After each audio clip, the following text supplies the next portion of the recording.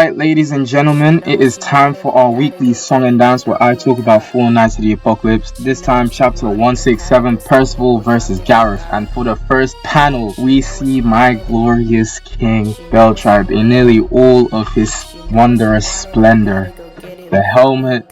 Let me not start again and just head down this chapter. We see him walk down with the nice curved greaves and everything. Come on, man, this nigga's got swag. Laughing in anticipation of the fun that's about to begin. Mentioning that the last winner is back and seems to still be searching and to enforce strong opponents despite earning the right to leave. With Cappadonic just singing in the back.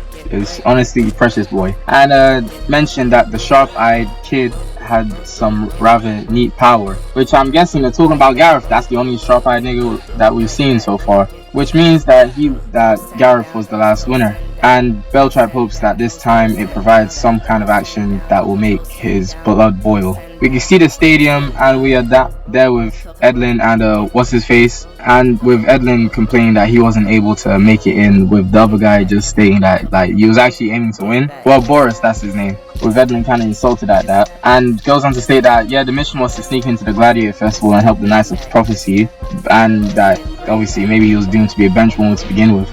Bronny will be doing that soon anyways, so don't feel too bad about that, Edlin.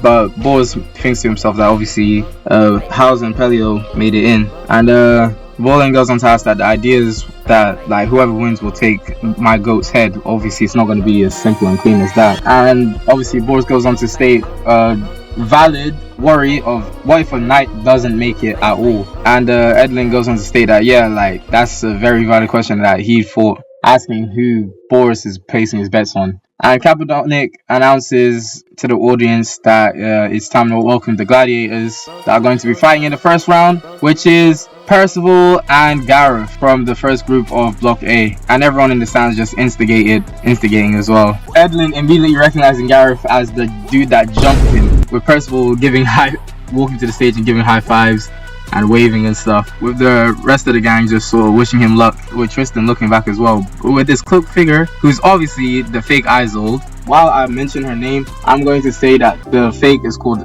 Isolette. That's going to be my guess for that, because if you know Arthurian legend, then Isolette was Knight Tristan's actual girlfriend after the whole love potion incident with Isolde, and and it's technically because I heard that Tristan died in Arthurian legend, but we're not here to talk about that. We're here to talk about how Lord Beltribe is about to make his opening statement for this festival, and obviously they appear at the top of their little pillar tower, and everyone just in awe of his sheer presence. His arms folded, the tasseled cape with the tasseled collar as well. Oh, let me not start again with this guy. Look at how he's posing, bro. Look. You know who this motherfucker look like, low key? Look. That's why I like him so much. He takes to his chair, sits down, and tells all the vermin who he doesn't care about, at least, that he allows him to enjoy the Gladiator Festival along with him. Come on, he's hitting the Sugana sit as well on the, not even the Sugana, the Xehanort sit on the chair. Come on now. With Gawain saying that there's 4 spikes around Beltribe are making a barrier that's protecting him and Cappadonic. With Percival obviously thinking that the only way to do what they need to do is to win the festival.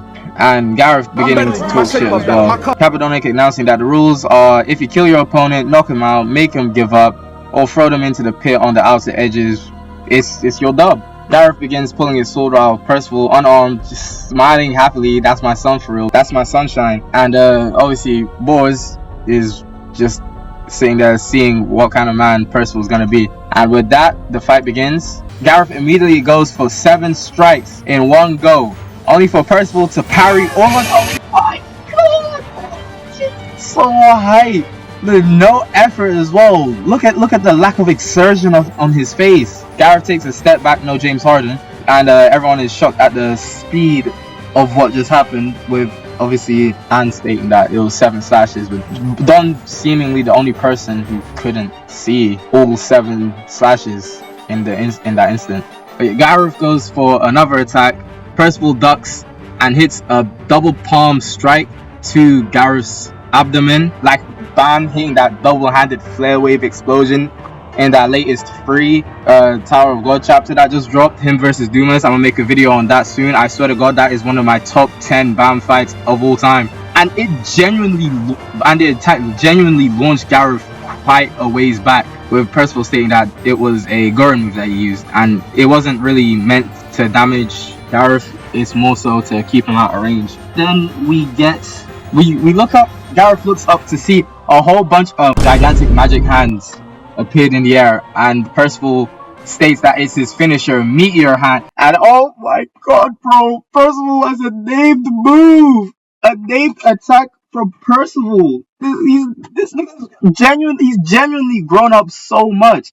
Oh my god, bro. But Gareth begins trying to dodge, gets clipped by one of the hands, and yeah, just causes a large shockwave. With Donnie mentioning that it makes the the way he's using it now is way different to when he used it against the Talisker fight as well, with Nastians mentioning that the sheer number of them is incredible as well. And Percival keeps on trying to swat this man Gareth like a fly, but like a fly, Gareth is just getting out of the way, with obviously a smoke screen now being held all over it. So Percival just closes his eyes to try and sense, I'm guessing, Gareth's life force, and slaps it down, but it didn't damage Gareth at all, and the magic souls are seemingly going right through Gareth's body. But the person states to Gareth that it was a close one, with Gareth stating thanks for that lure, and we see two different Gareths. And from the mannerism, I'm guessing that's the version of Gareth that jumped Edwin, which is why Gareth couldn't recall ever meeting Percival or Edwin. So yeah, this is where the chapter ends, with this nice little cliffhanger. On how the fight's gonna go. Now, my personal thoughts so far. This is gas. This is gas. I kind of expected it to be quite the sweep that it has been this entire chapter. And like I said, while I stated that I'm not sure on what Gareth's capability was, I do still see Percival winning this, even with this Shadow Clone Jutsu type ability Gareth seems to have. And I will have to say though, Gareth's swordsmanship is incredible. Seven slashes in one instant. Who is bro feeling like?